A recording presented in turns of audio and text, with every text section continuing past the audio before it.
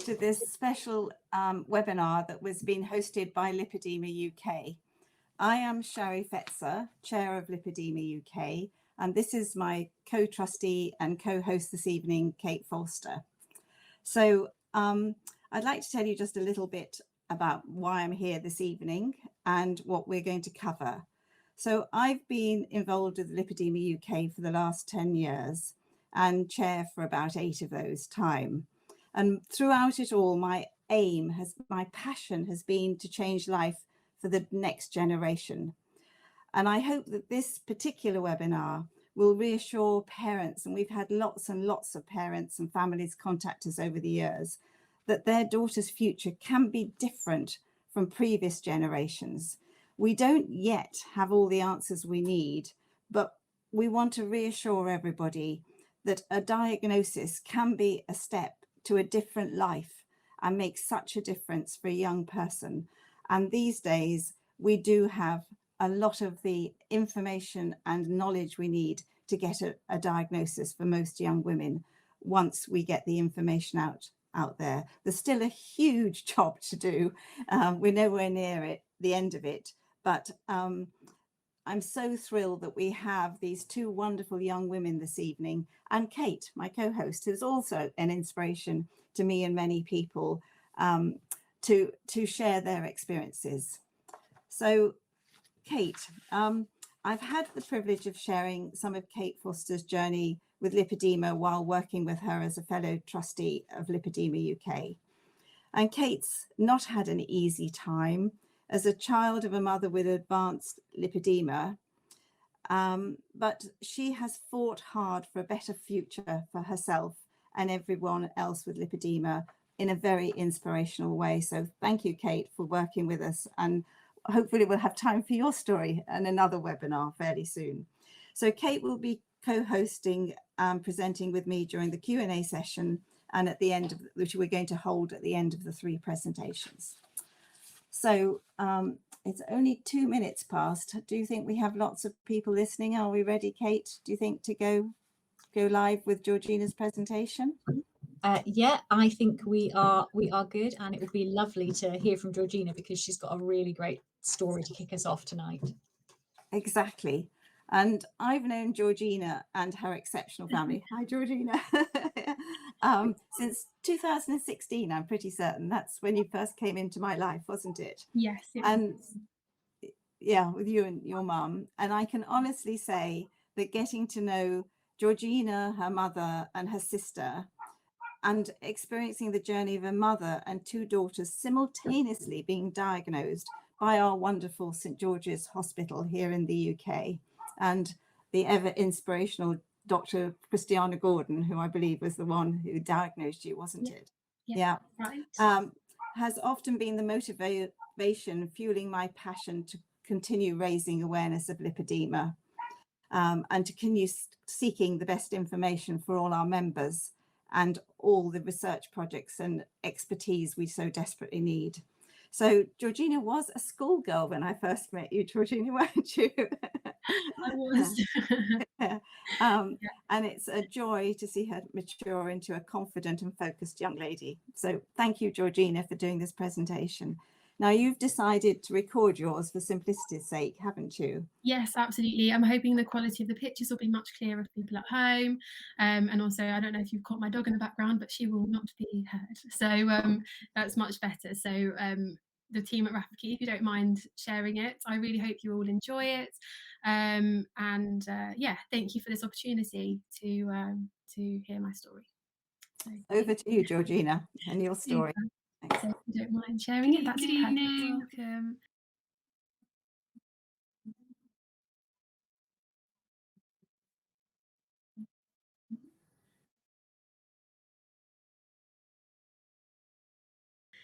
Thank you for joining and being here to listen to my patient story presentation this evening. It is so surreal to find myself presenting on a platform which hosts the presentations of some hugely inspirational, intelligent people doing remarkable things. And here I am sharing my simple, mundane life story. But I have done similar talks before and have found a lot of women find it quite emotive to hear a story that in one way or in several mirrors their own experiences, either of who they are today or the girl that they once were. I myself continue to be surprised by the connections and the similarities that I hear in stories and discussions, which I thought were a family thing. I believe when we share our stories and relate to one another like this, it is really powerful. For most of us, we've experienced isolation as a result of this condition. However, the more we connect and listen to experiences, we do create a stunning web between us as sisters, and it is this unity which will eventually end that uncertainty and the isolation that has overshadowed lives with lipedema for far too long. Last year, I shared our hopes and aspirations for legacy, a part of Lipedema UK for our future generations. While it is still being developed, I feel it is really relevant to mention. Its premise and its goals relate to each one of our patient stories. Whether we are mothers or not, and irrespective of age, each one of us who has shown up tonight are here because ultimately we are seeking hope. We want to hear of the advances in understanding, the positive changes happening, and witness that increased recognition that we are so longing for. So while I am here tonight to just share my personal story and experience with lipedema, going through my personal album, so excuse the dodgy fashion trends, thank you for listening to one of the many stories that collectively will piece together a movement of change. So my name is Giorgina. I am 23 years old, I live in the south of England, and I have lipedema. I was diagnosed in 2016, when I was 17 years old, and I believe I am one of the youngest diagnoses to have happened yet. Brilliant, yes, I feel so fortunate to have had the diagnosis when I did. I would much rather not have it, of course I would, but knowing that I do has changed my life for the better. I will go into this further later on. I have had a total of 4 operations with both sides of my body simultaneously. I've had 2 surgeries on my thighs, 1 on my lower legs, and my last was the whole arm, which I had just the previous August. I come from many generations of lipedema, with it affecting every woman in my maternal side as far as we know. And lastly, I am almost a primary school teacher. I have 1 more year until I qualify. So I am not knowledgeable in the slightest when it comes to medical stuff. So please bear this in mind for questions later on. My presentation is all very much my own opinion, just perspective and my experience. Despite being busy at university and placements, getting my career underway, lipedema is such a significant part of who I am. And while I will refuse to allow it to define me entirely, it is part of what makes me, me. And this is why, even though I sometimes like to pretend I don't have it and forget about it for a while, I'm not able to let it go. It definitely feels like my purpose to do what I can, even the smallest contribution to benefit the lipedema community for those generations to come. So, as a family, we became aware of the condition in 2017. The lovely medical photograph of myself, my sister and my mum, pictured here on the right, was spontaneously taken that exact day. I'm on the left, with legs like that at 17 years old. In the red knickers, which I didn't know these were going to be taken, so I wouldn't have gone for those if I had known. It was our first consultation with Dr. Christiana Gordon at St George's, and it was a very surreal day. Being told we had a named condition, that our legs weren't because we were greedy or fat or lazy, we had a reason for why we looked like we did. I'm sure many of you can relate that it is overwhelming to be given that diagnosis. It took a long time to process the fact and accept it.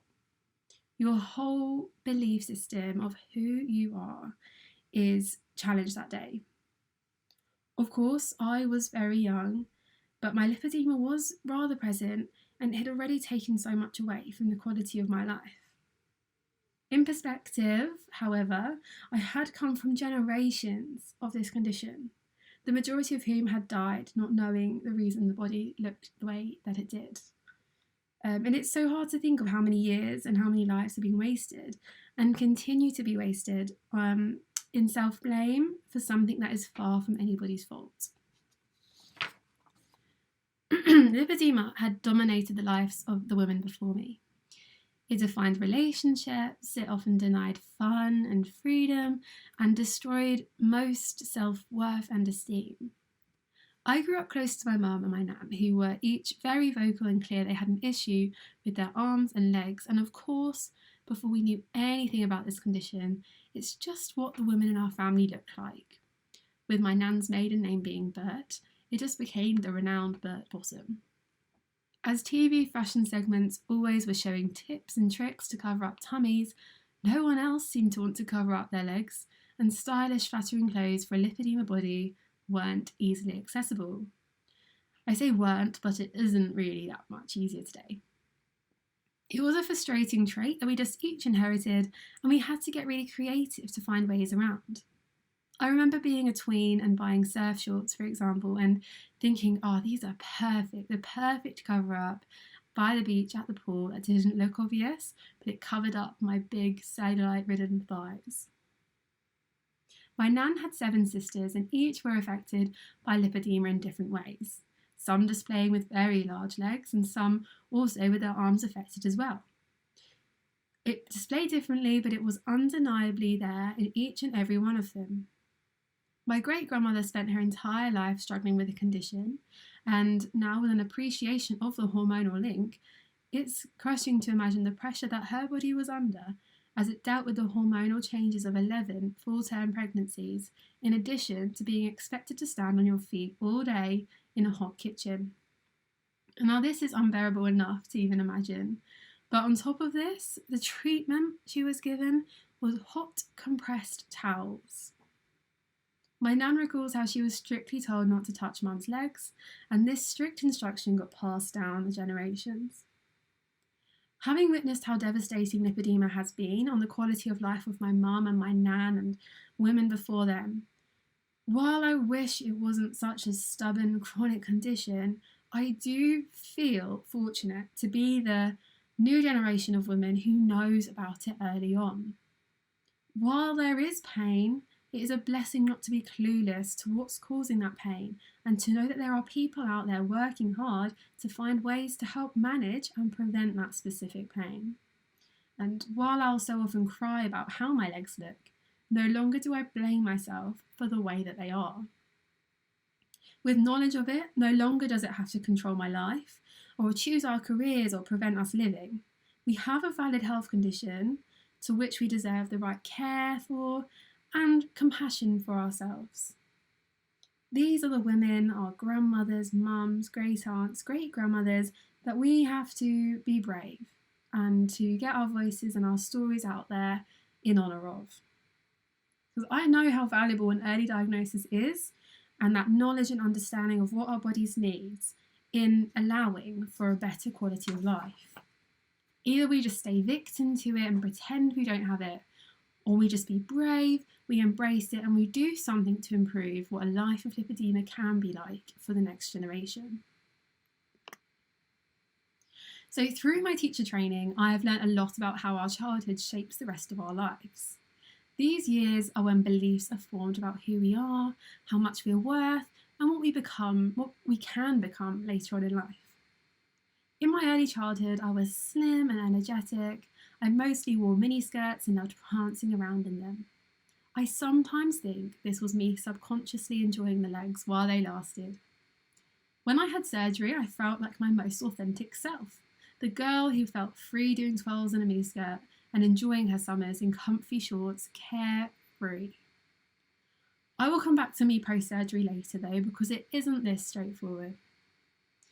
At family occasions, the topic of diet and weight would always come up, often in the form of comments such as, a moment on your lips, a lifetime on your hips. It makes me cringe thinking of this. But I also remember overhearing a discussion about weight and commenting that I have no idea what I weigh, only to be told, "Oh, soon enough you will." Reflecting on these early years, I can see how while my body was not yet displaying any sign of lipedema, my mind was constructing the belief that I would have a body like the women in my family one day, and I will also have struggles with my weight. Now, I'm definitely not saying it's a belief system that's given me this body. Of course not. There is far, far more to it than that. I'm just simply reflecting on how I accepted it as a fact. I accepted that this is how my family looked, and unfortunately, I'm also going to have to spend my life on a strict diet and searching for outfits to disguise my legs. It wasn't long until my legs started to morph from little twigs into the classic tree trunk shape. I thought that lipedema appeared at puberty when I was aged 9, but in the photographs I can see that thick legs began to show from around age 7. I recall sitting in PE looking at my legs compared to the girls in my class. How come they don't have rolls on their thighs? And why can't I see my knees like they can? But still, as you can see, up until I entered tween years, they weren't bad enough for me to cover up. And I'm so happy that it didn't. It was much more of a personal battle and all very confusing. Having been a slim child, suddenly why can't I wear shorts that don't rise up with each step? How come I can't fit into the Miss 60 skinny school trousers that all my friends have? And why am I very quickly outgrowing the trousers, the skirts and the shorts available in the children's clothing ranges? My mum recalls being told at a similar age that this could just be puppy fat, and so I think this was the continued subliminal narrative of hope that we all clung on to. However, as one would expect, lipedema did start to pick up pace as I began to enter the dreaded teenage years. These photos here were taken at friends' 12th birthday parties, and how brilliant was it that tights and leggings with shorts were in fashion and accepted as party wear. They were probably 2 of the only trends throughout my teen years that worked with my legs. The picture on the left is fab camouflage, but you can see my thicker ankles and calves beginning to take shape. The picture on the right, however, a couple of months later as we entered summer, was not so well camouflaged. I was thrilled to have thick black leggings hiding the worst of the cellulite on my thighs, and at age 12, how sad is that? But you can see my calves really showing that lipedemic deformity just below the knee. It was hot, we'd walked a lot after school, my legs would get swollen. It was embarrassing, but ultimately really sad. I was mortified when seeing this picture on Facebook, and I just wanted it eliminated from existence. Since when did I suddenly become a big girl? Like, why are my legs like that? And how come I could literally fit 2 of their legs into one of my chunky ones? This didn't look like me, and my first thought was that I must go on a crash diet ASAP. My belief system came into action, and I was suddenly no longer free to wear, to eat, or to do as I really, truly wished. As a teen, my legs grew and grew, and tests in recent years have shown me how weak my poor lymph system is. So I would swell and swell on top of my already large and heavy legs. But, as you can see, I became very clever at covering up my legs, and I mastered the art of photographs. So much so I couldn't find any of my legs during these years. They will be somewhere, but I've even done a very good job at hiding them. Whether it be asking to take a picture from the waist up, standing behind people or objects, perfecting that lean-in pose, ensuring my legs were as cropped out as possible, or making up a convincing excuse, such as, I do prefer to wear the long skirt actually, when really, I wish I could wear a cute short one. Or, oh no, I don't feel the heat, as I stand there sweating, wearing thick black jeans and long sleeve tops all summer again. I had a very slim upper body throughout my teen years, but this was maintained through an extreme and unhealthy relationship with food. Atkins, Dukan, juice cleanses are but a few crash diets that featured in my life at this time. I was obsessive over what I ate, and this makes me really sad. When writing this presentation, thinking of how to structure my life experience neatly into 30 minutes, I thought about whether it would be appropriate to touch on how lipedema had screwed up my relationship with food and played a role in giving me an eating disorder. But that label feels almost shocking, and it is something that my mum and my sister also find hard to face. These unhealthy eating behaviours became so normal and so accepted. Were they really that damaging? Are we really disordered? The sad thing is, as part of my story, it has been. The years spent fighting my body, not knowing why it wouldn't do as it should, meant I was fighting a losing battle and hating my body. The amount of lost memories over a meal or a celebration because I was always on a diet. I even ate hardly anything but chicken breast for an entire week and a half before prom to try and look as skinny as possible. I was constantly fighting my body. I did not feel like myself. I'd stopped having fun with my clothes in exchange for the best camouflage. I would fight hunger for days but see no change in my legs, and this would just trigger a binge response. My poor body was not loved, it was not given the compassion it needed, and I was just in denial to accept that this was my body. I know I won't be alone in this having scarred me hugely, and today, at the age of 23, I'm left battling many eating disorder habits and body dysmorphia, which I believe to be a fault of this condition. I mean, this is such a deep and sensitive topic, which requires its own presentation, but it is something I know I'm not alone with, and something that I really hope Legacy will play a part in preventing and nurturing and supporting other young women through. So I was diagnosed age 17 in the November, and these photos were taken this following summer. Gathering these photos together, it is clear to me the difference that a diagnosis had made. I mean, for one, look at how many different scenarios I had my legs in the photo. I had validity of a medical condition that wasn't my fault. I knew what no women in my family had known before, that our legs and our arms aren't our fault. We aren't just fat, we aren't imagining this, and we aren't the only ones with a body like this. Although my disordered eating continued, the obsession didn't dominate my life so much. I understood what I was working with, and I felt hope. I felt hopeful that treatment will be the final push for my legs to transform into what they should, and what they should have done for my dieting. While it took me ages to tell my friends, in fear that they would judge me and assume it's another one of my quick fix finds on the internet, when I had the courage to tell my closest friends, I suddenly felt a huge weight lifted.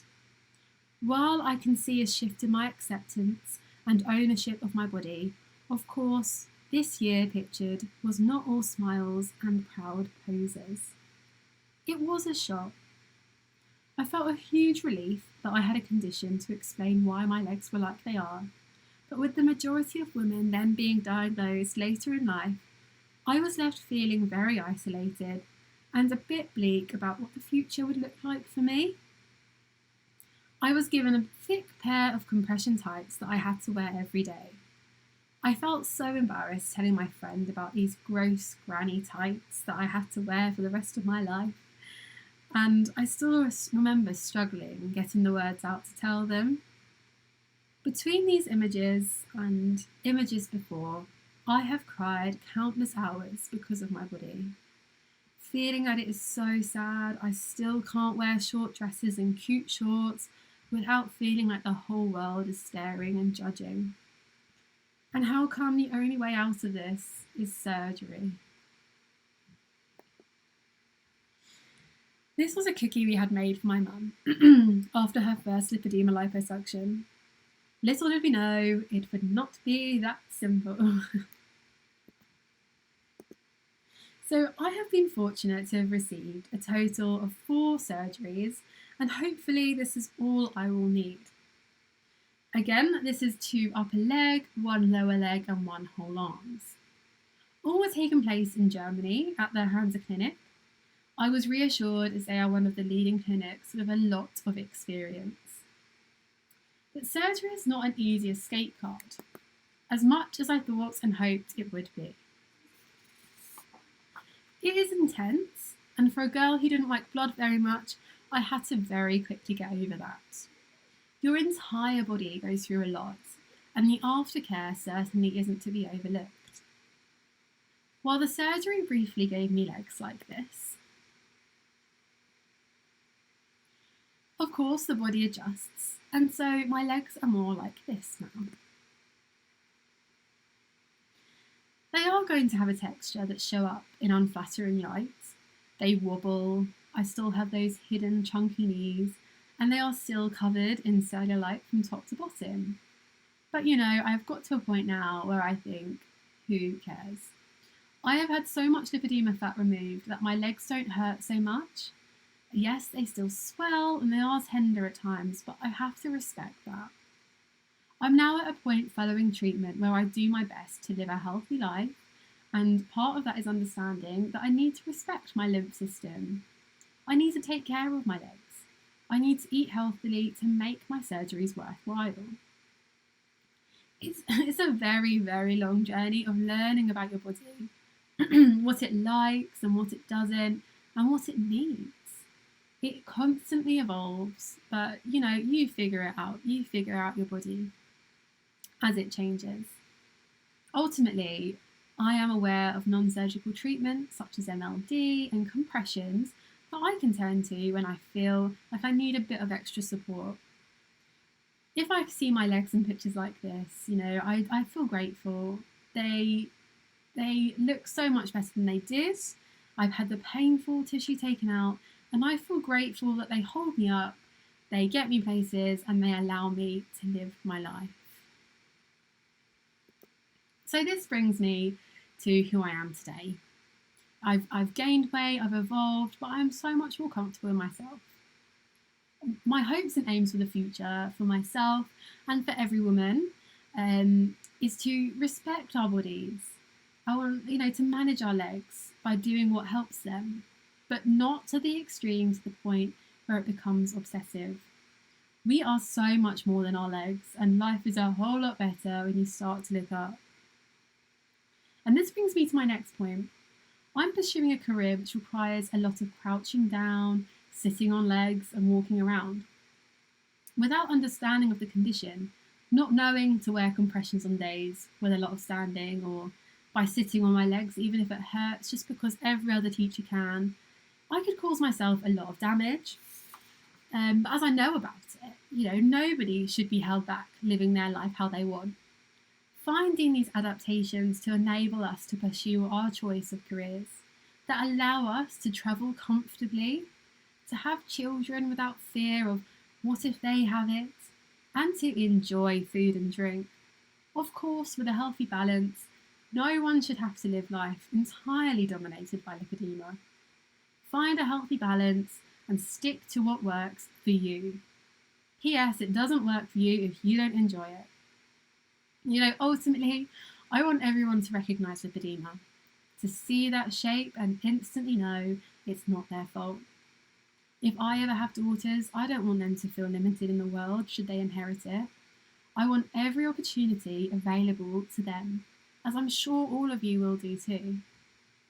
This is why I, as an introvert, stand and I do speeches, I have my photograph taken and compressions, and I share my personal, very personal story.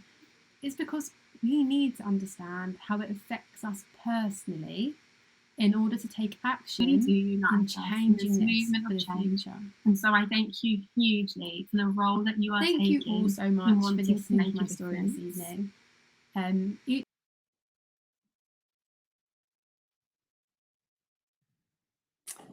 Thank you, Giorgina. That is truly inspirational.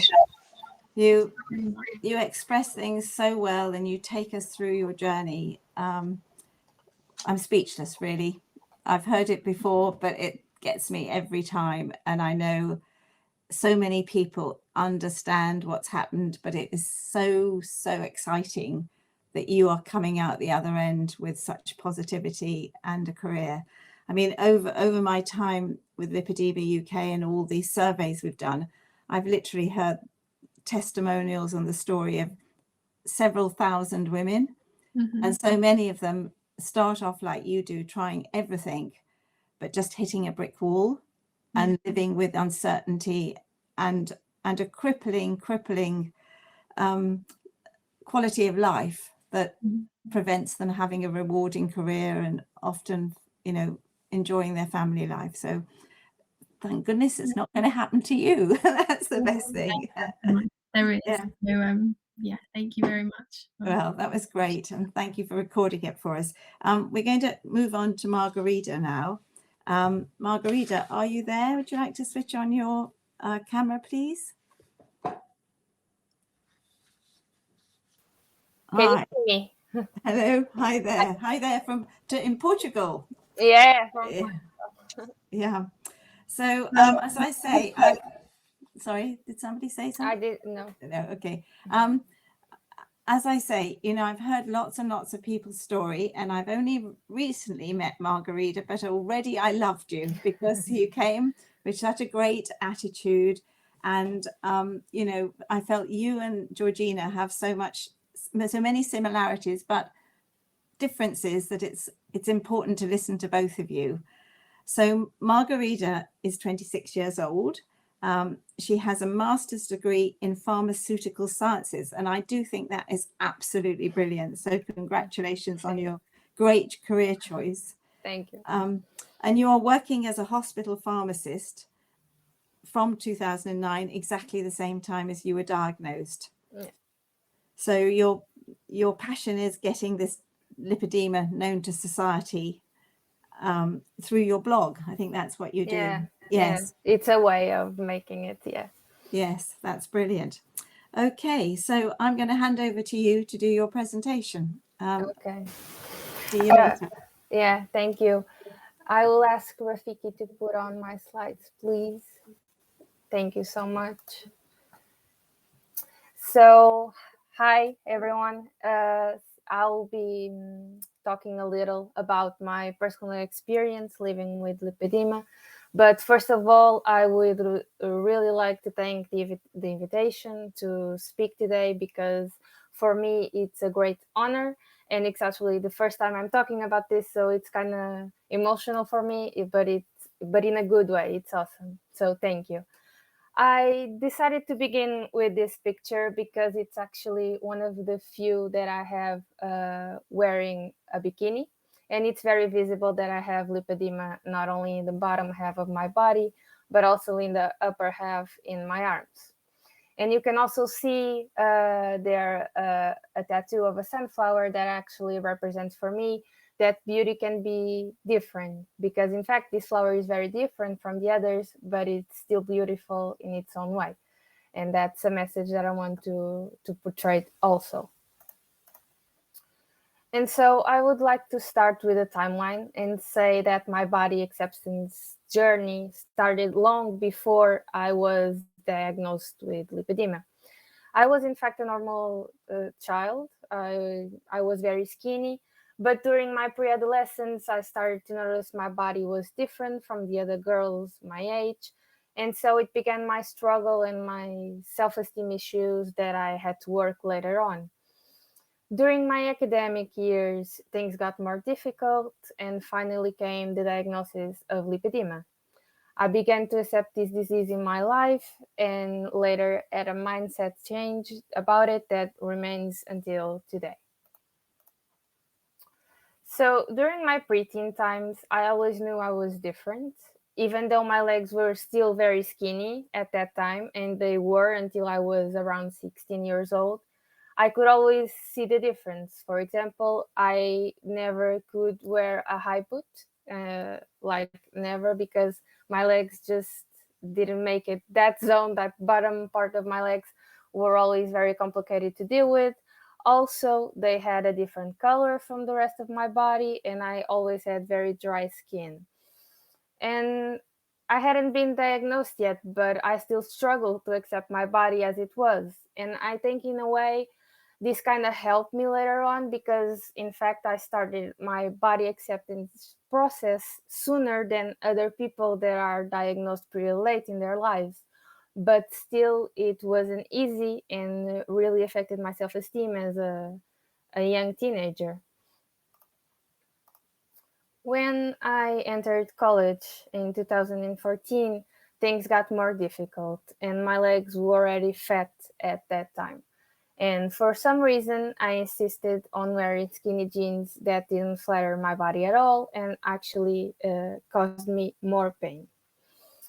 Besides that, in Portugal, we have this tradition where we use a specific black suit for special academic moments and activities. And that skirt still haunts me today.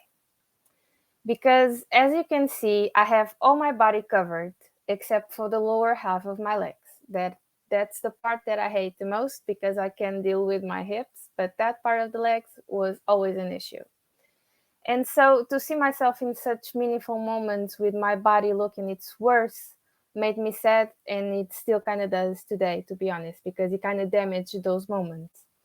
I don't regret wearing it at all, because it has a lot of meaning to me, but I struggled.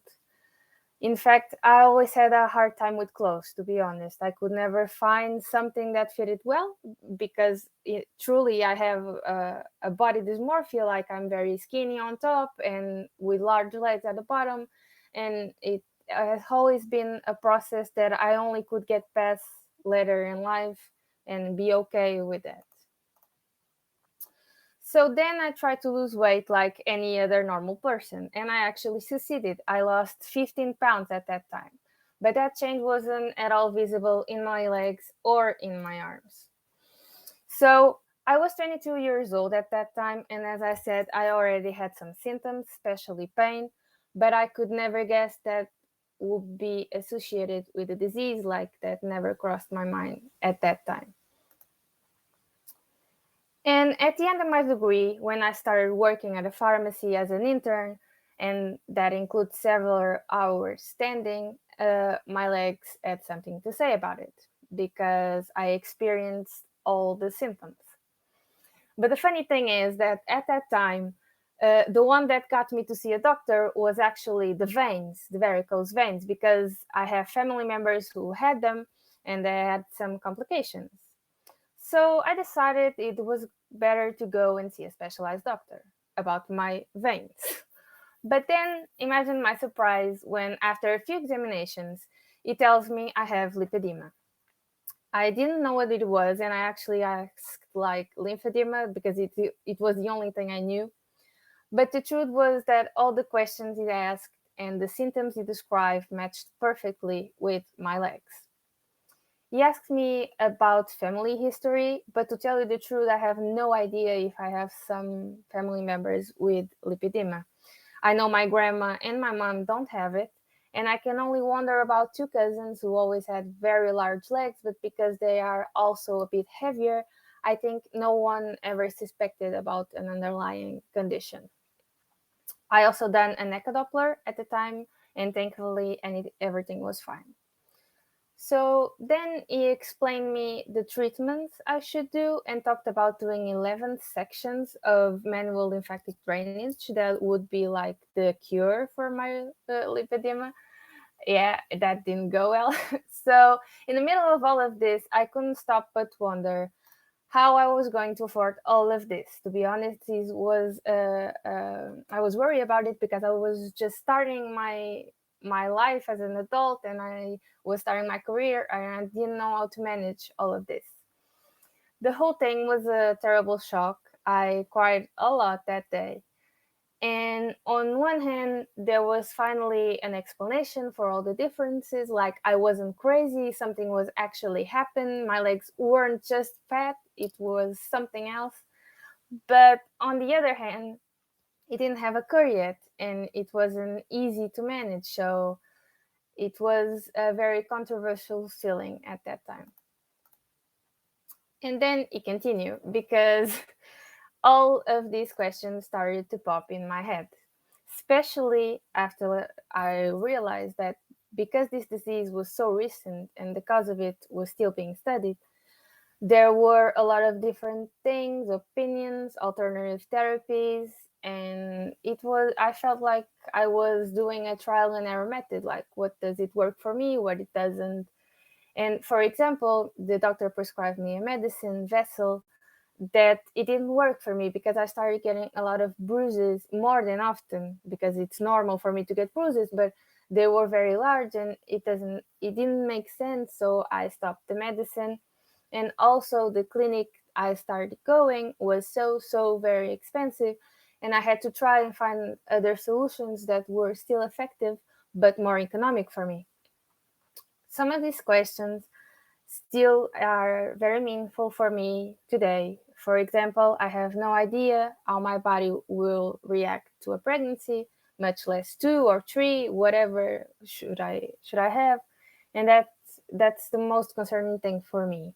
Also, I have tattoos both in my legs and my arms, and I still don't know to this day the effect that they will have long term. It remains a mystery to me. Because in lipedema, you have a lot of different experience, different stories, and some went well, but others not so much. I really believe that every lipedema is different, so it's normal to get these different outcomes. I feel the same way about liposuction. I know some wonderful success stories, but it is always a question of how will my body react to it, because each case is different. And that's one of the things that makes me wonder so much about all these topics. But like everything in life, there's pros and cons to every situation.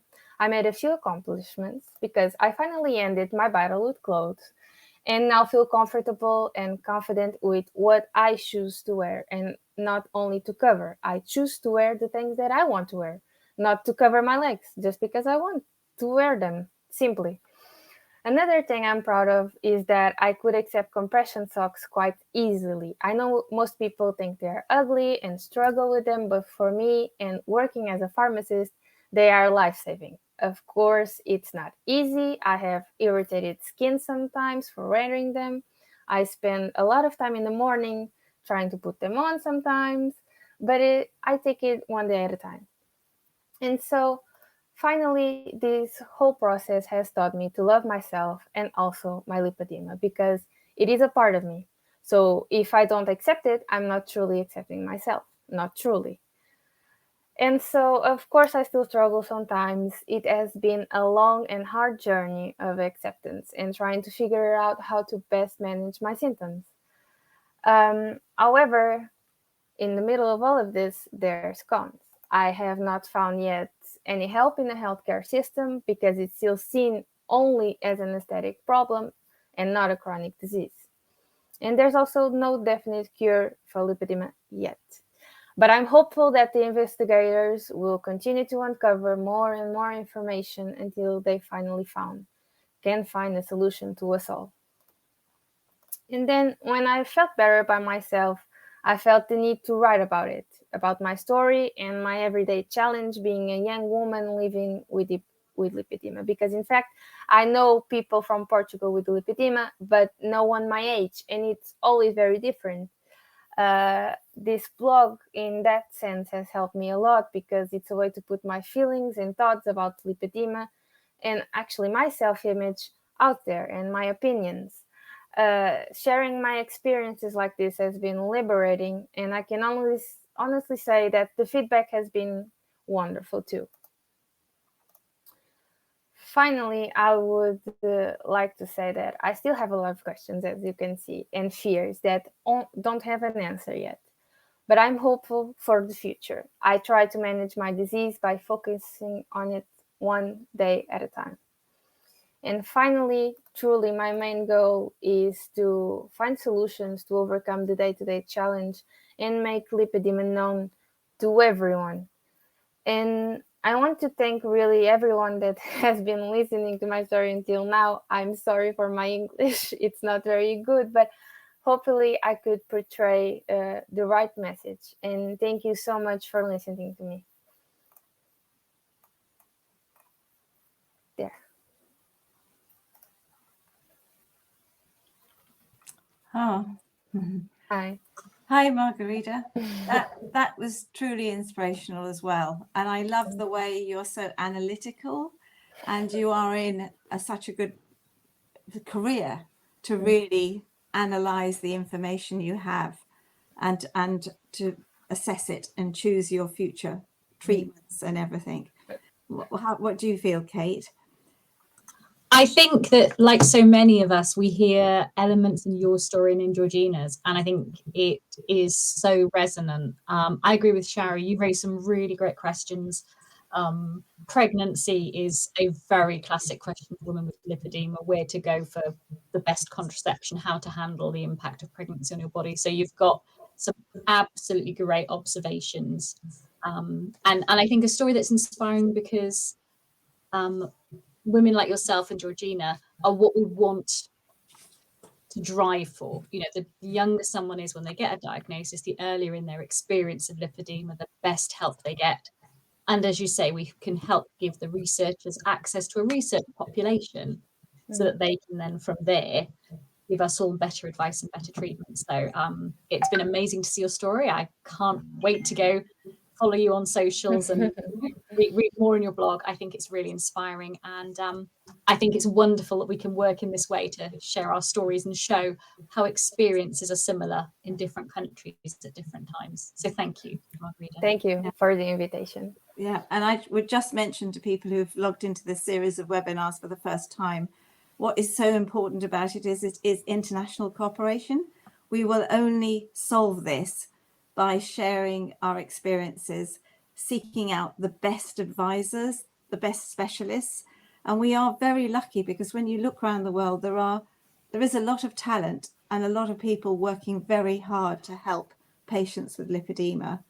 And I don't actually know of any country that will do it on its own. Some countries are good at surgery, some are good at research. Here in the UK, we've got a fantastic genetic research program going on. They're all too slow. They drive us crazy because it's taking so much time, but it is really, really brilliant. Would you like to add anything, Giorgina, to what's been said before from your experience? No, I just think it was so lovely to hear Margarida's presentation. Obviously, it's similar, but there's differences, and I just think it's just hugely inspirational, and just massive well done for being so brave and sharing your story. So yeah, your English is pretty good too. Oh, thank you. I was nervous about that. No, you were amazing, and I think one of the things about having people like yourself and Giorgina here, Giorgina touched a little bit on legacy, which is a concept that Giorgina is responsible for championing in Lipedema UK, and building that out is a real international network with people like yourself is so powerful. So I'm sure this won't be the last time we hear from the two of you together, and I really hope it isn't. So. Brilliant. Well done, you two. Yeah, so I'm hoping we've got Monica now in the wings. Are you there, Monica? Can you like to log on and join us? Yeah, it worked. Yes. Well done. You sort of popped up like a little genie. That's brilliant. I'm really, really thrilled to introduce Monica to everybody, Monica Smith. And Monica has a great background, and she is such a wonderful example of a healthcare professional, specialist nurse getting interested in lipedema and doing her darndest to help patients and find out new and better treatments. So Monica has been in the nursing profession since, I thought it said 1983. No, 93. It says 83, Monica. That is a long time. Yeah. You are a registered general nurse, a qualified district nurse. You have a degree in clinical nursing studies, specifically tissue viability and wound care. You are a qualified lymphedema specialist, including MLD, at all levels, and a midline edema qualification, which I think is a very fascinating topic I'd love to come back to some other time. And you did manage your own lymphedema team for 8 years in Birmingham in the early days of lipedema diagnosis. And you actually saw your first lady with lipedema in 2006. Yes. Yes, and you've seen a lot more since then. Oh, I yeah. know. I think that was when the penny actually dropped, and I saw this lady with distorted lower body, and I hadn't got a clue, and I was on a lymphedema course at the time, and suddenly the light bulb went on, and that was it really. I thirsted for more information right from that moment. Yeah, we've been brilliant. I know you've popped up at all our events. Yes, to help us. And penny. And in 2015, you became a clinical trainer with Medi UK, who are a compression garment specialist. And obviously, we're very, very grateful to the support we've had from Medi throughout Lipedema UK's existence, and continuing, you know, because it is great to have the expertise. You know, we don't think patients can handle this on our own. We really want this, and I think we want better products. You know what I mean? That's one of the way we've worked together about looking at existing products and hoping they can move forward and be more lipedema specific. So I'm going to hand over to you, Monica, and your presentation. And thank you very, very much for taking part this evening. Thank you, Sherry. Thank you, Kate. So thank you very much for this opportunity, Lipedema UK and everybody else. And thank you very much to Margarida and Giorgina to share your amazing stories, actually, because it helps put a perspective to the rest of the population about what young people suffer. In my role at the moment, I tend to see the chronic side of lipedema, so I'm seeing the later stages. But this session today, really, and it's only short, you'll be glad to know, is really about talking about what compression options are available. In Medi UK, we've worked closely with Lipedema UK and other lipedema organisations to specifically develop garments for people with lipedema, but I know there's still an awful long way to go as well. So you know about all the stages and everything, but from my perspective now as a specialist in compression therapy with a big background in lymphedema, is why is compression advised? Because compression will not take away lipedema tissue, but it will improve limb shape and streamline body contours. It will help support tissues and reduce joint pain, and it will encourage venous and lymphatic drainage. So it will help support the veins, prevent backward flow, and help get rid of any excess fluid that is impeded and impacted by the lipedema and adipose tissue. I think there's a bit more to that, actually. That doesn't seem to have flicked in. Anyway, one of the biggest problems that we have with compression garments is getting it right first time. And a lot of people, when they get their garments for the first time, if they fit it and they say it doesn't work for them or it doesn't feel comfortable, then they bin it or they stick it to the end of the cupboard or something. So we need to address those common barriers to hosiery concordance very, very early on. We need to be mindful about how important appearance is. And we've just had 2 fantastic presentations about that, you know, as you're growing through those pubescent years, how important it is as all those hormones start to surge, how you feel about yourself and how you present to other people. As we've already heard as well, application of compression hosiery isn't that easy. What can we do to help that? How can we address the pain? And how can we generally educate people, not only people who are suffering with lipedema, but also healthcare professionals, and educating those people of actually understanding what we can do to help them. And I met a very inspirational lady up in during lockdown in Scotland who just would not let go, and she got what she needed in the end because she just pushed against a closed door until she finally got her answer. So one of my biggest things that I'd like to say is never, ever, ever give up. Somebody eventually will listen to you. So how do we ensure a good fit? First of all, hosiery should always fit well and not feel loose. It should really fit like a glove. It shouldn't be twisted or rolled or folded down because that will give extra compression where it probably isn't needed. It should sit 2 fingers width below the knee crease or 4 fingers width below the buttocks. The fabric should be evenly distributed throughout the garment. It's very easy sometimes to get a stretchy garment and pull it up high, and then it's overstretched and it won't give the right level of compression to streamline and support the tissues. If numbness or pain occurs while wearing compression therapy, it is always best to try and move, get up, walk around, exercise the ankles. But if that pain or numbness or discomfort doesn't go away, then it should be removed and reported to the clinician who has prescribed the compression hosiery.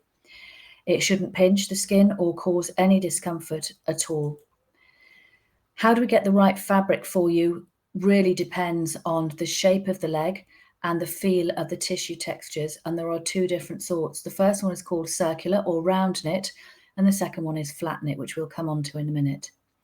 So circular or round knit is a seamless garment. It's knitted with one thread on a mannequin that goes round and round and round to produce a very aesthetically pleasing, fine appearance. This is for stage 1 for lipedema, and from my own company perspective, Medi UK, these are the fabrics that we provide for such stages. In the round knit fabrics in stage 1, we provide a garment called Duomed Soft, which is very soft and stretchy and goes on and looks very sheer and aesthetically quite pleasing. We also provide Mediven Plus, which is a more robust garment.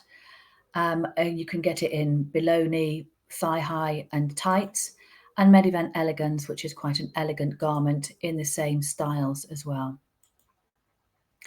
Applying Medi mild compression with Duomed Soft, you do need to measure. Measurement is simple. It's just around the ankle, just 2 centimeters above the ankle bone and the widest part of the calf. Because this garment is very soft and silky and stretchy, you don't need the length. So it's just very simple. If you want a thigh-high garment, you just have to measure the widest part of the thigh. And the same with the tights, it's still ankle, calf, and the top of the thigh to get those garments. It comes in 5 different sizes. Measure the ankle, measure the calf, and you get the garment that you need with the correct sizing. Mediven Elegance is a light material, slightly stronger than Duomed Soft, and it becomes in below knee, thigh and tights option, specifically designed for ladies with off-the-shelf and made-to-measure varieties available. Then there's Mediven Plus, which is a slightly more robust garment. So this is very suitable if you have got some minimal shape distortion at this stage, or if you've got some buildup of fluids such as some chronic edema or lymphedema starting to form. It's available in below knee and thigh garments, and it's off the shelf or made to measure with extra wide calf sizing as well. Again, the same measurements apply. Measure the ankle, measure the calf, measure the thigh, but you also now need to include the leg length. So measure the ankle, measure the calf, and then measure the leg length as well from the back of the heel to 2 centimeters below the fold in the knee or up to the just below the buttocks if you want thigh high or tights. Easy to prescribe, they're on prescription. All the garments that I've spoken to you about are available on prescription, and you can also self-purchase as well. If we move now on to flat knit, we're starting to look at a garment that's much more robust, and I noticed that Giorgina said about having to wear gross granny tights, and I can sympathise with that because when you compare them to a round knit or a circular knit garment, they are much more robust, but hopefully I have a little solution to make them a little bit more aesthetically pleasing to the eye. So flat knit garments will accommodate any shape. So they are knitted on a flat row of knitting needles, and then they are brought together with a flat seam. So they will always have a seam running down the back of the leg. They are much firmer, and therefore they're able to more likely to streamline and contour and bridge any skin folds that are forming. And this lady up in Scotland that we fitted with a flat knit garment said she felt she was suddenly walking on air, and she was able to lift herself and bounce along because she felt so supported. So for stages 2, 3 and 4, Medi UK provide a specific garment for lipedema ladies called Mediven Cozy. This was brought into our portfolio back in 2020 during lockdown, and it was specifically designed for people with an adipose condition because it's got a high longitudinal stretch, and the stretch in it allows for great freedom of movement, so it doesn't impact on any ankle fold or skin crease. And you can see a lady there with lipedema then contained in garments. The benefits of made to measure cozy are that it's got a high wall stability, and that literally just means that it will support the tissues in a stronger way. It still looks nice. I think it looks nice to the eye. I do wear it as well. We are encouraged in our company to wear compression garments of all the ranges, so we feel comfortable and we can actually promote how it actually feels. So I do know how flat knit garments actually feel on people. It has a streamlined effect and specific areas around the knee, around any joint, particularly around the heel as well. It has a micro massaging effect to give that comfort to the tissues underneath. And it has two extra properties called climate comfort, which allows the limb to breathe. So it allows any perspiration to simply wick away. It doesn't absorb any sweat, so it can make you feel a little bit fresher in hot weather.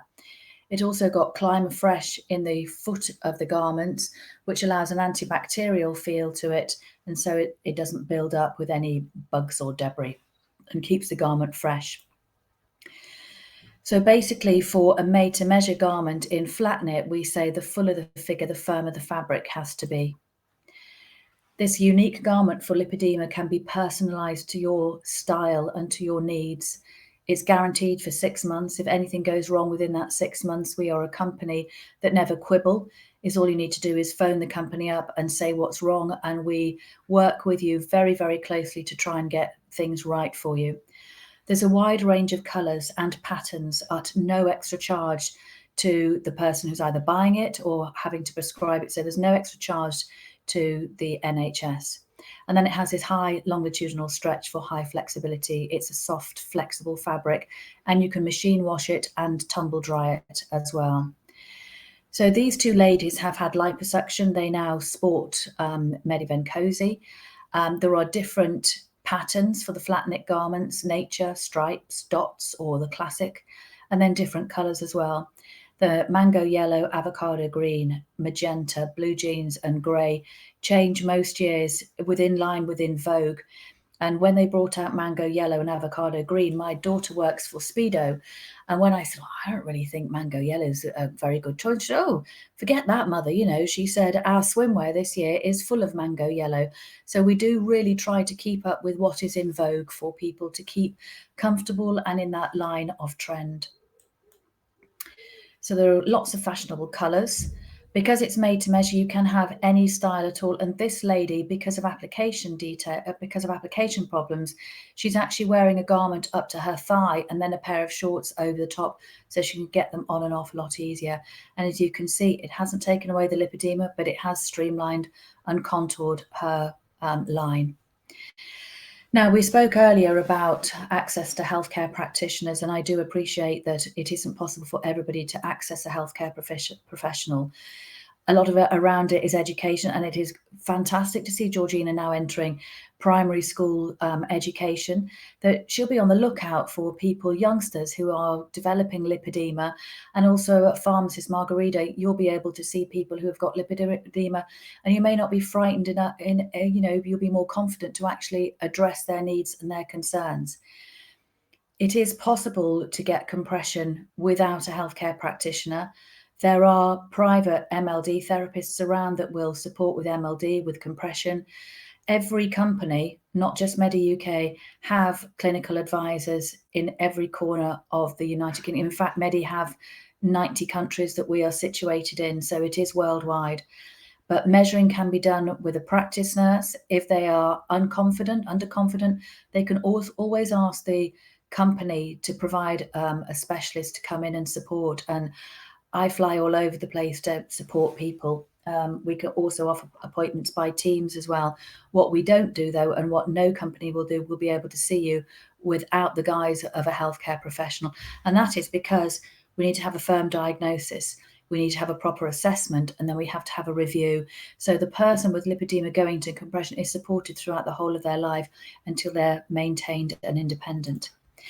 So if you can be guided by your healthcare practitioner, or whether you're working independently, these are the different styles and variants that you have. Don't take no for an answer.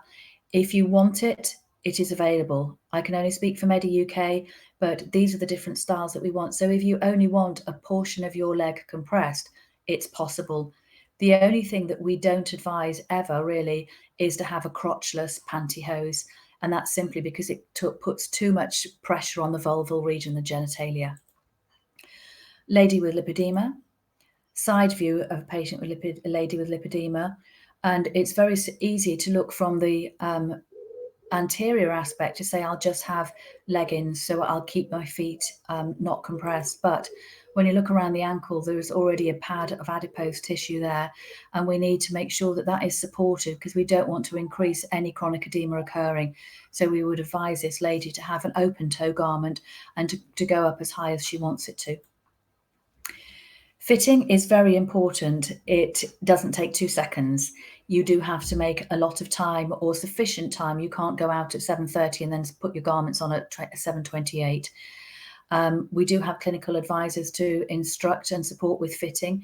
We also have videos that you can access online of how to measure and how to don and off. So ensure that you can get it on and off. And if you have been prescribed and fitted with a healthcare professional, make sure that you take the lead and that you can do it, and you can be supported by the healthcare practitioner. But what we do advise is that you wear it, that you wash it, and you review it. Don't just put it on for an hour and say, oh, that's dreadful, bin it. Persevere with it. Again, I can only speak for Medi, but we will work with the practitioner. We will work with you to make sure that it is perfect. And again, I'm somebody that doesn't take no for an answer. If it isn't right for you, there's no point, stopping there. We need to get it right for you. We will work with you until you are 100% comfortable with it, and you can lie on your bed then and feel super supported. Factors to consider when getting compression is the type of fabric, and that will depend on the stage that you present with, how your tissues feel, how your skin feels, the strength of the garment that you need. So that's the class. So it's usually class 1, possibly class 2 or 3, but really you probably only need class 1. The style, and you can have any style that is pertinent to you. Don't be frightened to ask for colours as well. The ladies who do the blogs, who do the promotion, have different colours to suit their wardrobe. So keep up to date with fashion is something very, very important to us. Measuring and remeasuring, it is possible to purchase personally, but I really think measuring has to be accurate, and it's very, very difficult if you're not au fait with compression of actually how you measure. Medi UK have provided videos that are available on YouTube that if you are going to go down that route, that you can measure yourself. I honestly wouldn't recommend it. Your practice nurse, your GP is responsible for your health, and you should knock on their door all the time. And the practice nurse can always ask a company representative and a specialist to come and support you. Check your prescription if it is prescribed. The quickest route for getting the prescription is to go directly to the company, a prescription by post, and it's delivered directly to you, but check it. Donning and doffing is very important. Sit somewhere comfortably, allow plenty of time, don't rush. Most donning aids are available on prescription. There are some doffing aids that you can help to get garments off easily. Try not to bunch the garment up, put it on smoothly and even out the material. And just to summarize, it should never hurt or be uncomfortable. And if it is, it's either due to the measuring, so incorrect measuring or fitting, or the wrong fabric. So when you get a garment, don't, again, say no. If it isn't right for you, persevere and go back and be assertive. And somebody will always be there to fight your corner for you. Make sure it's applied without any wrinkles or creases. Get it on first thing in the morning if possible. Remove it at night again if possible as well. Consideration must be given to the most appropriate fabric, class, style, and the standard of that compression. Make sure you're taught how to get it on and off. Persevere with it. Be assertive. Work at it. It's a new skill that you have to master. But when you are in it and when it's going to be comfortable, it will elevate your life. I really hope that for you. Ask questions. It's your body. You've got to feel good about it. And certainly I'm here to support you. And I will always do my very, very best to champion the cause of ladies with lipedema and work until we know the answer and until we can get a diagnosis, a prognosis, and to rule it out and get something done about it. I get emotional when I talk about this. I don't even have lipedema, but I feel for you very, very, very much. And I really wish you all the very, very best, and I hope that we can find a solution that supports everybody. Thank you very much for listening, and if you have any questions, feel free to ask me. Thank you.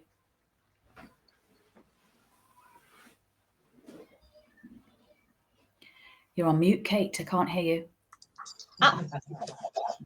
Such a beginner's mistake. So wonderful presentation. Thank you.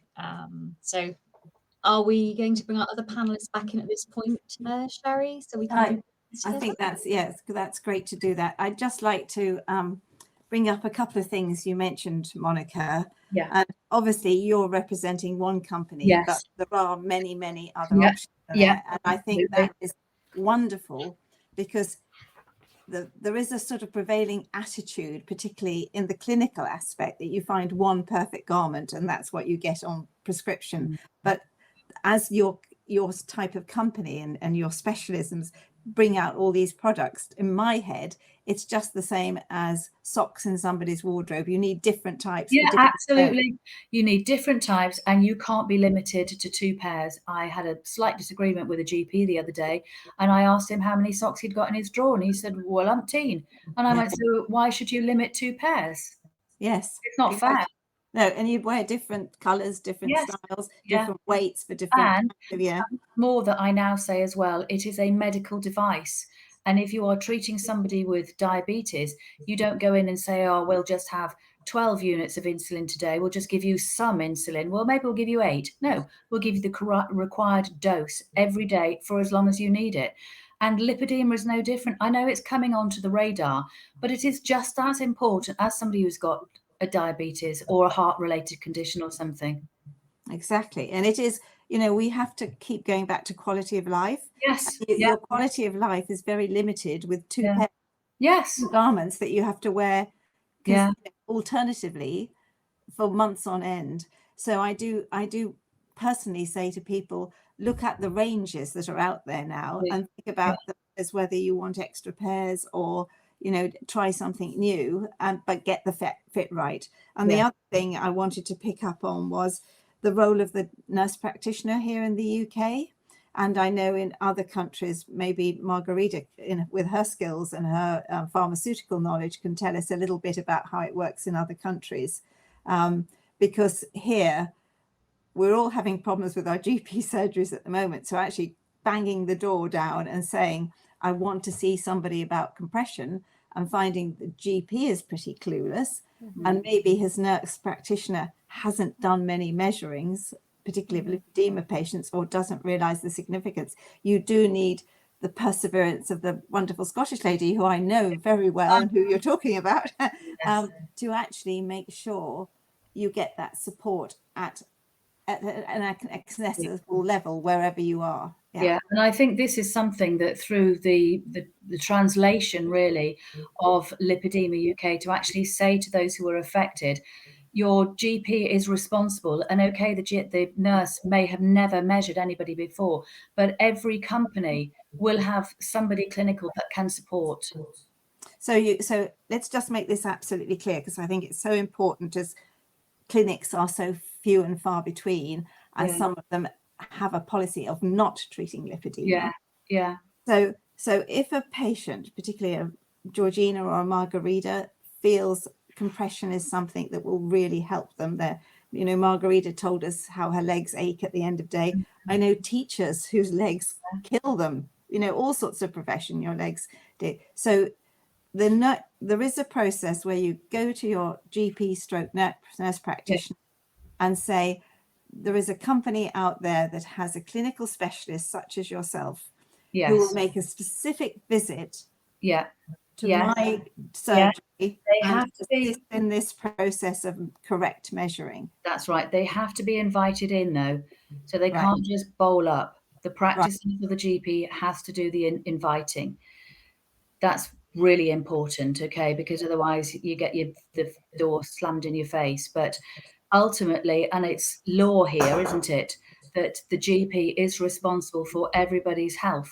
So the individual who has registered that surgery is responsible. If they don't provide a lymphedema or a lipedema service, then it is ultimately the responsibility of the GP and the practice nurse to be able to measure that person. If they don't feel competent, then they need to call somebody in who has got those skills. And I'm pretty sure, I mean, I'm only really kind of speaking from my perspective in Medi, but I do know all the other companies have got clinical advisors, and they will support people as well. Yeah, and share your sort of the ones we deal with, share your passion Yes. for getting it right, which I think is really, really wonderful. Yeah. Margarida, do you want to just tell us a little bit how it works in Portugal? Is you know, you're in a pharmacy, in a hospital, admittedly, but if you have a Portuguese patient, how would it work there? So for my experience, I never tried to contact, for example, Medi, but I also work at a part-time at a pharmacy, like a local pharmacy. And the normal procedure, because here we don't like even lymphedema and lipedema, I think most of the people don't know or don't really care. They think they have swollen legs, and for the most part, a person goes to the pharmacy and they just ask for compression legs. Most of the time, they weren't seen by a doctor. They just want something to alleviate their heavy legs. So it's up to us to analyze that person. But I can tell you that my degree doesn't have the knowledge to do that. Like we don't study that. So a lot of times we end up reaching to, in our case, most of the times it's Medi, and we end up reaching to them because of the measurements, because of the person we have in front of us that we don't know what they have. And also we have something here, I don't know how to describe it properly, but we have compression legs, but we also have something that has less compression. And I can tell you that most of the old people wear it like a normal thing. It's not seen, I think here, for a large part of our population, it's not seen as a medical device. For some people, like, I can give you a practical example. When I went to a pharmacy to talk to a colleague of mine, and I said I needed compression legs, and I asked for a grau 2 because one, it's not sufficient for me when I have a 12-hour shift. They were like, "Why do you need grau 2? Like, it's so strange because most people ask for a little compression just because they have heavy legs."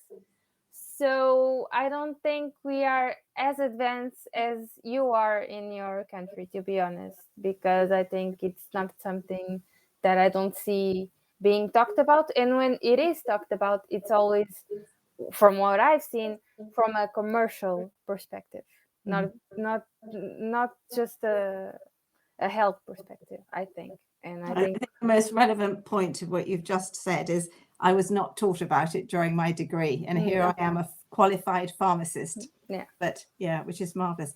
Kate, I'm going to hand over to you now with your questions for the panel. Thanks. Thank you, Sherry. So we've got a lot of different questions. One of the first questions we had sent to us in advance of the webinar was for Giorgina and Margarida, asking a bit about what impact has being part of a patient association or a charity had on your lives, and how does it help? Because that's something that for some people, particularly some of the younger people who, as you referred to in your presentations, can have very different experiences to some of our older members. So it'd be really great to hear why you think an association, what are the pros and cons of being part of one? How has it helped you? And what else could we do as associations to really help women in your situation? So which one of you'd like to go first in answering that?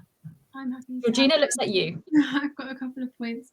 So I think one of the things is it's really helped me with the process of coming to terms that I've got a condition at my age, and especially when I was younger as well, because you think, oh my goodness, what is to come? And it's really daunting, and you have all these ideas in your head, you know, what's my life destined to be like? Are my legs just going to get bigger and bigger? What is going to happen?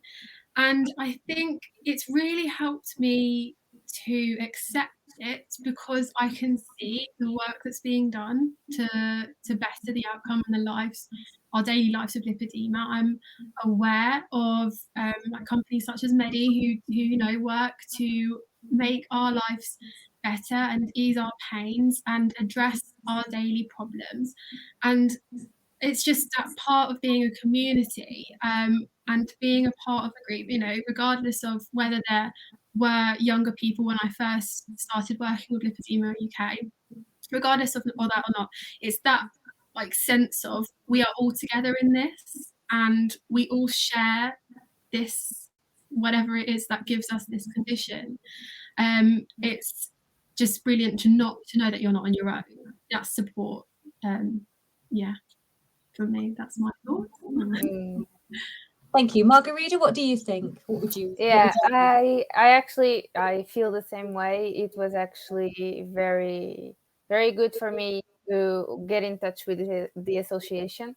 And not only do I get support, I actually got a lot more because through the association and by talking to Manuela, I discovered a doctor that I went to see after, and that it's with me until today, and he's the one who gives me advice about my disease, and I got to know him only through the association.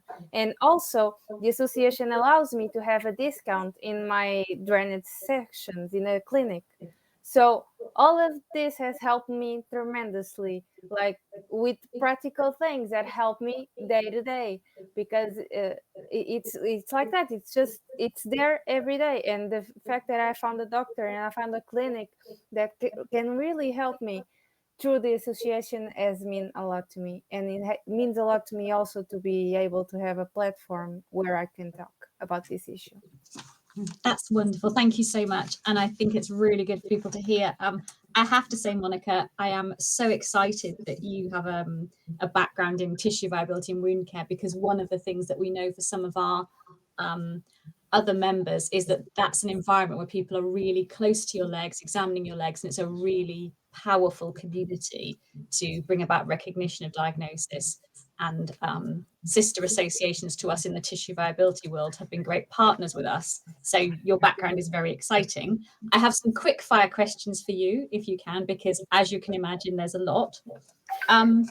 So firstly, you said you don't recommend compression garments that cover the panty section but have an opening Crotch. in the crotch because you are concerned about the vulval pressure. We've had some questions about, but what about post-surgery? Does Medi recommend these garments for post-surgery? Because not having an opening to urinate through can be difficult for people who are concerned about removing the garment enough to use the toilet. Yeah. What are your thoughts? You can have crotchless. It's just that I wouldn't recommend it. Mm-hmm. That's my perspective from having seen severe pressure damage from them. But again, that may well be down to how you measure and how you fit and the fabric.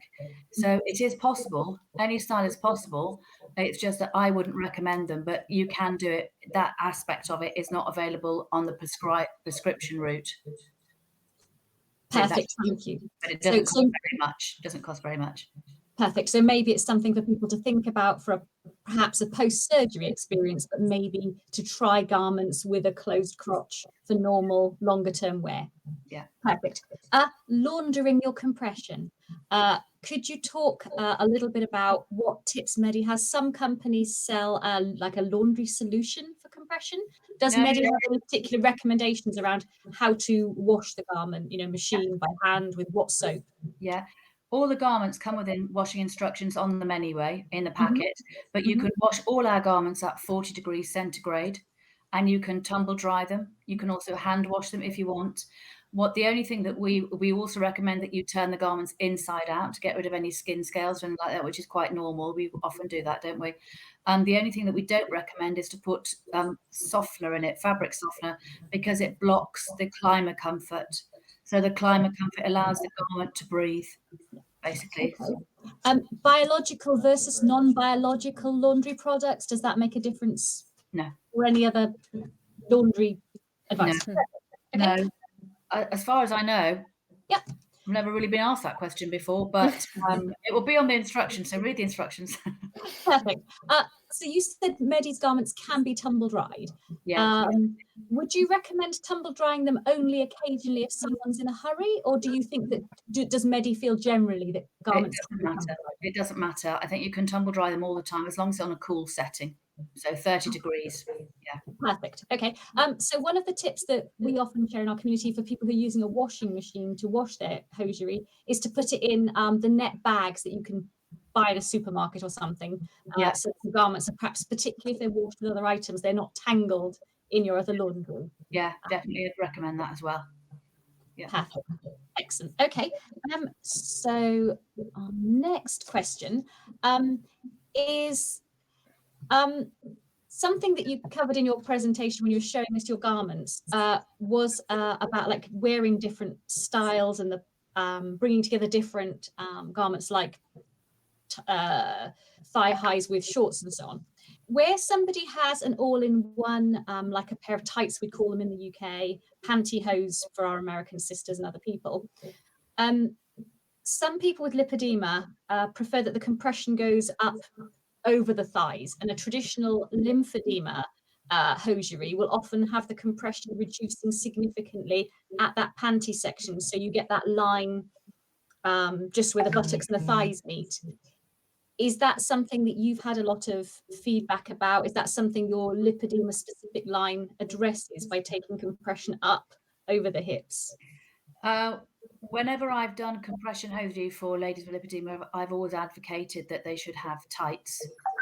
And because our garments are knitted in a 3D aspect, you will always get a seam around the buttocks and through the crotch and up the side.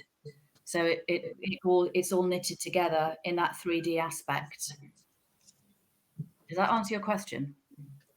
I think so. It's people's opinions about what they find comfortable. And certainly for people who want compression for exercising, often having with lipedema a reasonable degree of compression over the hips and thighs, because you have this big bulging thigh. One of the things you talked about was about support and that desire for support, not just encouragement of venous and lymphatic return. I think why people feel they get more comfort out of being gently pressed. So there are different standards of compression, and there are different classes of compression. So you can have, in our garments, you can have a class 2 RAL up to your thigh, and then class forget that. Talking with a different hat on. People can talk about their different requirements, can't they, for where they want more and less support, and that can be worked in. And also, again, that's down to the measuring as well. So if you want a garment that is very, very secure, then you pull the measure tightly, and if you don't, then you relax it. So it gives you a bit more give. Perfect. So I have a quick question. Can you just talk about the difference between Mediven Mondi and Mediven Cozy again? Someone on YouTube wasn't sure what the difference was. Yeah, they're both flat knit fabrics. Mediven Cozy is specifically designed for ladies with lipedema because it's got a greater stretch to it, so it's easier to pull it on, and it's a more flexible garment. But it's a bit of a kind of Peter Pan thing, really, I think, with a bit of pixie dust on it, because it's got very firm feel to it. It's got very firm properties, but it's very, very soft to wear, I think. It's got greater flexibility. Mediven Mondi is a garment designed specifically for a lymphedema and lower stages of lymphedema, so it's a much lighter fabric. Again, I mean, it's still appropriate for people with lipedema as well. And again, you can be guided by your healthcare practitioner or seek advice from other people who might have got a Mondi and a Cozy. Perfect. And lastly, Monica, we've had a lot of people talking in our various YouTubes and Facebook streams about challenges with prescriptions. So could you just repeat again for them your understanding of what, for UK patients, the National Health Service ought to provide around the number of garments they are reasonably entitled to, for what period, how many months before they would reasonably be offered a replacement, and how many? Okay, I can only speak for Medi UK at this point. From Okay, your experience. Medi's fabrics will last for 6 months of daily wear. So, 7 days a week, 6 months. So the NHS, because they're always crippled and the garments are expensive, they are available to be prescribed. But I would always say you need the minimum of 3 garments. So a washer wear and a Sunday best. So you've got one to wash, one drying, and one in the wardrobe for the next thing. So I would always start with a color that comes quickly. So sand, cashmere, black, navy, something that will come quickly from the manufacturer, because in Medi we try to be environmentally aware, so we only fill the washing machines with the specific dye once a week. So if you wanted something like magenta on a Wednesday, the dyeing day for that might be a Tuesday, so the extended time it takes to actually get that garment dyed, because they dye them all at the same time and then they discharge it into a watercourse and it doesn't pollute the environment. So yeah, I think colours are very, very fashionable. We've gone away from hopefully the granny tights being, American tan. Nobody wears that anymore. We need to strive out and make a picture. I often attend lymphiletics, which is a lymphedema occasion for youngsters to come to, and they bowl up in their bright greens and their bright pinks and everything, and they have a very bold statement to say. And I think it's testament to both of you two lovely ladies that, well, all of you 4 on screen at the moment, that you have a fashion statement to say. You need to be heard as well, really.